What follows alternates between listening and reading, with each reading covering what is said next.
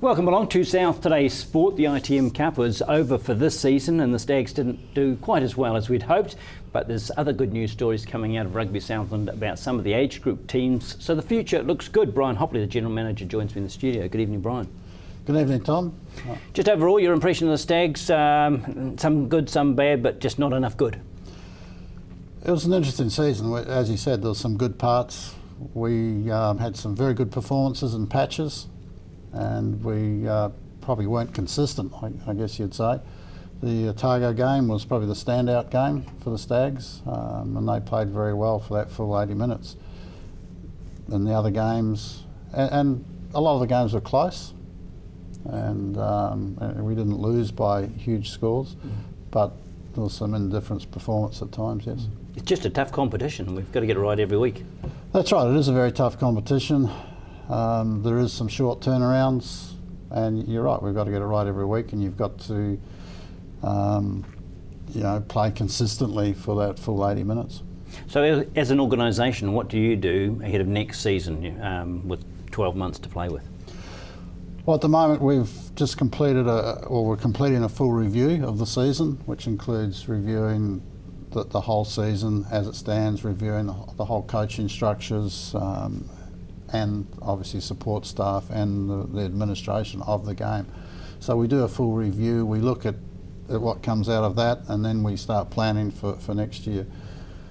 Now is the time when we are looking at contracts for players for 2014, so that's all in the mix as well. And you've got some existing contracts which will roll over anyway? That's right, yes. We've got some players, some of our senior players which are contracted for 2 years, some come off contract this year, and so it's negotiation time at this stage with players and where they want to be. And that's a fierce competition because every other province in New Zealand is doing exactly the same thing. That's right, every other province will be looking at their playing stock and looking around to see what's out there, and it is a tough time of year, for all of us, and I guess everyone is having a look around at what's out there.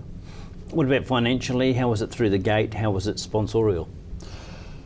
Our sponsorship this year was down quite a bit.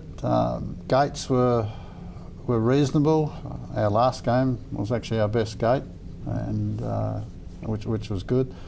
But we've met budget pretty much on our gates, which is what we wanted to do. We were pretty lean on with that, because if you look around the provinces, like the gates haven't been great. Apart from the odd exceptional game, That's right, the rest of it's been average. The Ranfurly Shield games are normally pretty good. They attract a crowd, though in saying that the Waikato game was very, very small numbers. It's the provinces that hadn't had it before tend to engage it better, don't they? They do, yeah, and counties have done well from that. They've had reasonable gates, which is good. It's not such a big windfall as everyone expects, but it does definitely help, especially the smaller provinces. I know the gates are only a small part of your budget, so what about the rest of the standing? I know it's been delicate in the past, but you think you're finding a solid grounding? We are. We're starting to get a balance in our budget. We are expecting a small profit this year, which is good. We haven't heard that word for a while in relation to rugby in the south. Yeah, and it's we've worked hard to get to a budget level that is sustainable for the province, and that's important. We've got to be sustainable.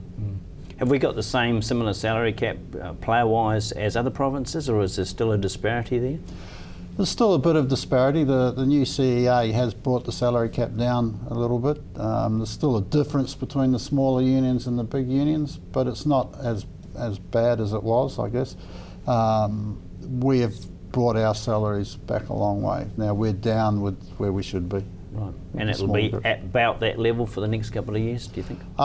We think so, yeah. We've brought it down quite substantially over the last 3 years, and we're at a level now which we think is sustainable and perhaps a little bit lower in the future.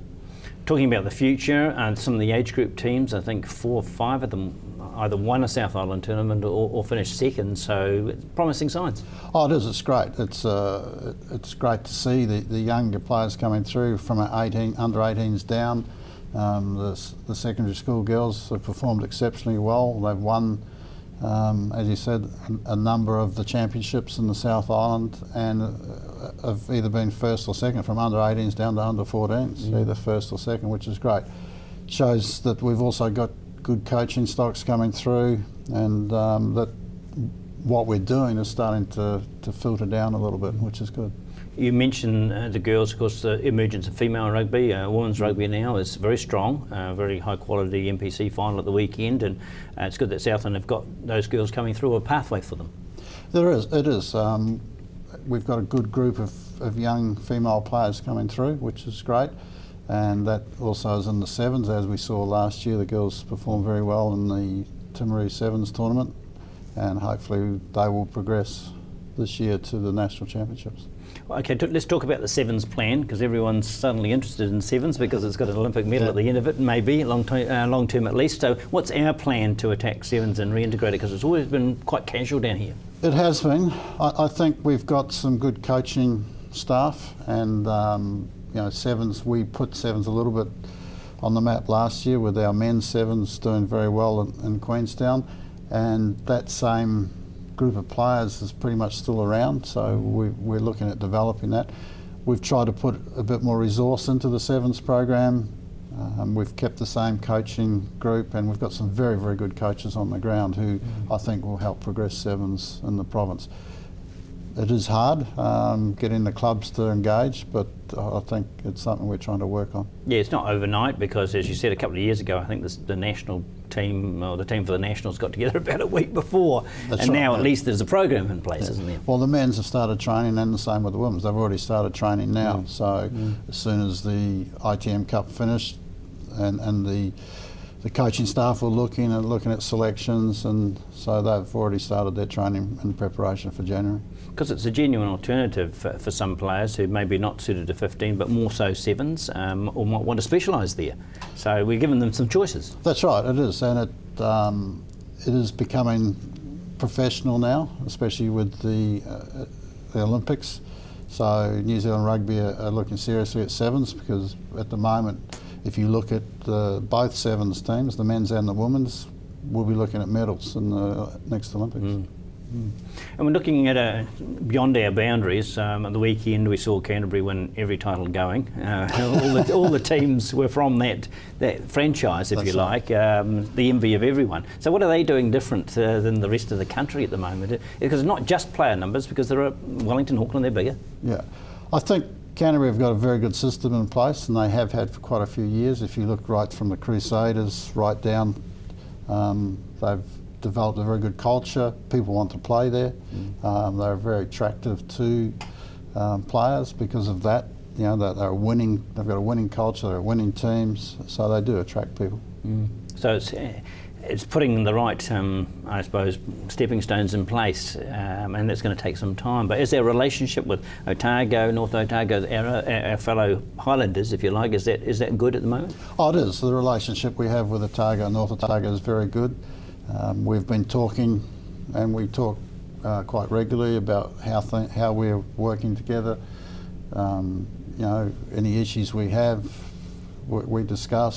So it's good. We've got a very good relationship with both of those provinces, and you know, we're looking at how to better, I guess, the district, not just each individual province, and work together to make sure that we're sustainable, and also we're getting good players and good performances. Because it's got to be a place that players want to come to. That's right, the key with Christchurch, isn't it? Or Canterbury. Yeah. Well, Canterbury is very, you know, they're very strong, and they've developed that system, and we've got to try and do the same. And if we work together, I think we can. All right, Brian, thanks very much for joining us. Thank you, Tom. Right, if you catch up with us over the next couple of nights, we'll have the Highlanders announcement, which is on Wednesday lunchtime. We'll have some interviews from that tomorrow night, and then on Thursday some follow-up interviews about the squad for 2014. It's an exciting time for Highlanders football. A lot of changes to the squad. Looking forward to bringing those to you tomorrow. For the meantime, that's South Day tonight. Good night.